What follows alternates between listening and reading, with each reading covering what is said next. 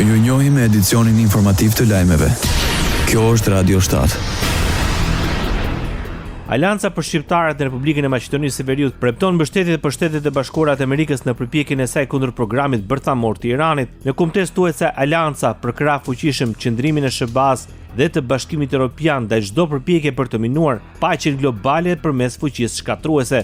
SBA mbeten aleati ynë më i rëndësishëm, partneri strategjik dhe miku ynë i pazëvendësueshëm, thuhet ndër të tjera në reagimin e Aleancës për shqiptarët në Republikën e Maqedonisë së Veriut.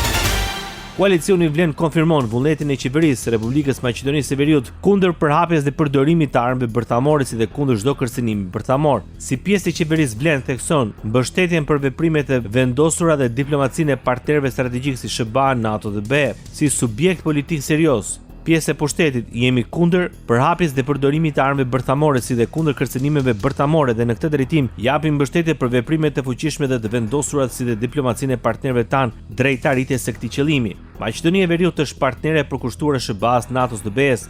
Ne kemi nevojë për një botë ku siguria dhe dialogu janë vlera që askush nuk guxon t'i rënojë, thuhet në kumtesën e koalicionit vlen. Irani lëshoi të hënë një breshëri raketash dhe dronësh drejt Izraelit. Raportohet se të paktën 8.000 njerëz kanë mbetur pa energji elektrike në Izrael, si pasojë e sulmeve. Teherani informon se ushtrisë së saj i është dhënë liria për të sulmuar objektivat amerikanë pas sulmeve masive të administratës Trump në vendet bërthamore iraniane. Ndërkohë që kreu i mbikëqyrësit bërthamor të Kombeve të Bashkuara ka thënë se të hënën se dëme shumë të rënda priten në objektin nën toksor të Iranit në Fordo pas një sulmi ajror amerikan atje me bomba të sofistikuara bunker shkatrues, raporton Associated Press. Radio 7, zëri pozitiv i qytetit. Një vizion i ri për një proces ligjvënës më cilësor, efektiv dhe më të hapur të aksesueshëm nga publiku është komenti kryetares Kuvendit të Shqipërisë mbi projektin më të ri i legjislacionit të paraqitur para publikut. Për herë të parë në Kuvendin e Shqipërisë do të kemi akte ligjore të konsoliduara që përmbajnë të gjitha ndryshimet ndër vite në një version të vetëm e me qasje për të gjithë. Kjo do të mbështetet nga një proces i avancuar kërkimor përmes metadatave të shënjuara sipas standardeve më të sofistikuara ndërkombëtare për hartimin e dokumentave ligjor. Në këtë rast, Elisa Spiropali e cilësoi platformën një hap të rëndësishëm drejt modernizimit të procesit ligjvënës në Shqipëri. Sipas Spiropalit, i legjislacioni shkon përtej një programi kompjuterik, duke thënë se është një vizion i ri që u jep mundësinë qytetarëve, organizatave të shoqërisë civile, grupeve të interesit, ekspertëve dhe aktorëve të tjerë të ndjekin dhe të kontribuojnë në procesin legjislativ nga faza e hartimit deri në miratimin në Kuvend. Nuk është thjesht një mjet teknologjik, por një ndryshim thelbësor në mënyrën se si hartohet, diskutohet dhe miratohet legjislacioni në Shqipëri. Përmes këtij sistemi të ri, procesi ligjvënës përveç se më transparent, bëhet edhe më gjithëpërfshirës.